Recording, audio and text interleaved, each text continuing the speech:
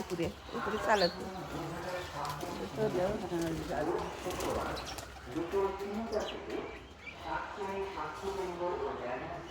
সকালের নরম স্নিগ্ধ আলোয় এক ঝাঁক পায়রা উড়ে যায়, কোনো কথা বলে না তারা, তবু আকাশ ভরে ওঠে অদ্ভুত এক নীরবতায়। ধূসর ডানায় লেগে থাকে অচেনা কোনো পথের গন্ধ, মনে হয় এই পৃথিবীর ভিড়ের মাঝেও তারা খুঁজে ফেরে হারিয়ে যাওয়ার শান্তি। একটু থেমে গেলে শোনা যায় ওই ডানার শব্দে লুকিয়ে আছে পুরনো দিনের কোনো অচেনা অজানা এক বিশাল বড় গল্প।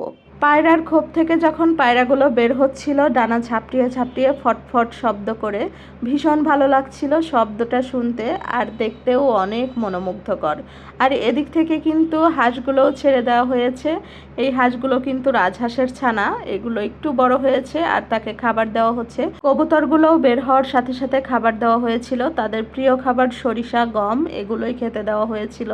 তারা ডানা ঝাপটে ঝাপটে এ গাছ থেকে ও গাছে উড়ে যাচ্ছিল আর খাবারগুলো খেতে আসছিল। আমি যখন ভিডিও করছিলাম তখন অনেক কয়েকবার উড়ে উড়ে গাছে গিয়ে পড়ছিল আর কি, আমাকে দেখে ভয় পাচ্ছিল। তো যাই হোক, এদিকে কিন্তু লেবু গাছ লাগানো আছে অনেকগুলো, এটা হচ্ছে ঘোড়া লেবুর গাছ।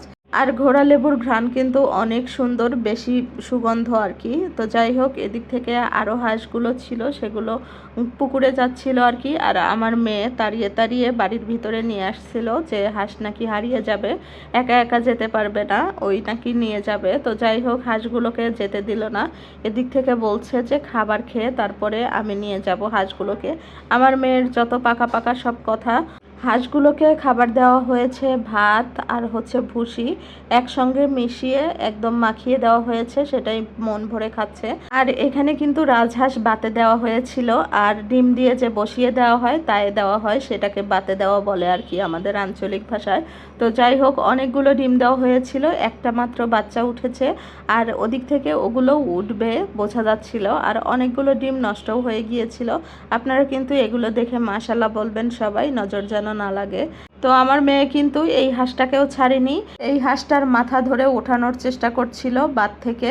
ওই দেখেন আমার মেয়ের কাণ্ড দেখেন, মাথাটা ধরে একেবারে কেমন একটা করছে যে হাঁস ওঠে না কেন, এটা বসে আছে কেন। তো যাই হোক, ডিমগুলো কিন্তু ও ভেবেছে যে ওই বাচ্চাটাও এর পেটের নিচে আছে, কিন্তু বাচ্চাটাকে কিন্তু আলাদা সরিয়ে গরম কাপড়ের ভিতর রেখে দেওয়া হয়েছে। বাচ্চাটা যদি ডিমের সাথে এর পেটের নিচেই থাকে তাহলে কিন্তু বাচ্চাটাকেও গলিয়ে ফেলবে, একদমই জীবিত থাকবে না। তো যাই হোক, হাঁসগুলোকে আমার মেয়ে আর আমরা সবাই মিলে এই খালের পাড়ে নিয়ে আসছি আর কি, যে হাঁসগুলোকে সাঁতার কাটানোর জন্য। ওই দেখেন আমার মেয়ে আগে আগে গিয়ে দাঁড়িয়ে আছে নৌকার মাঝখানে। আর এখানে অনেক অনেক কচুরিপানা হয়েছে এপাশ ওপাশে, পুরো খাল ভরা কচুরিপানা, আর তার সাথে মনোমুগ্ধকর কচুরিপানার ফুল দেখলে আসলে অনেক বেশি ভালো লাগে, অনেক বেশি সুন্দর দেখাচ্ছিল। আর এখানে কিন্তু একটা ফাঁকা জায়গায় একটা চোখপোনা মাছ লাফালাফি করছিল, এদিক সেদিক যাচ্ছিল আর কি। আর এই মাছটাকে চোখপোনাই বলি আমরা, পানির উপরে ভাসতে থাকে আর এদিক সেদিক লাফালাফি করে। আপনারা কে কি নামে চেনেন অবশ্যই কিন্তু কমেন্ট করে জানাতে পারেন।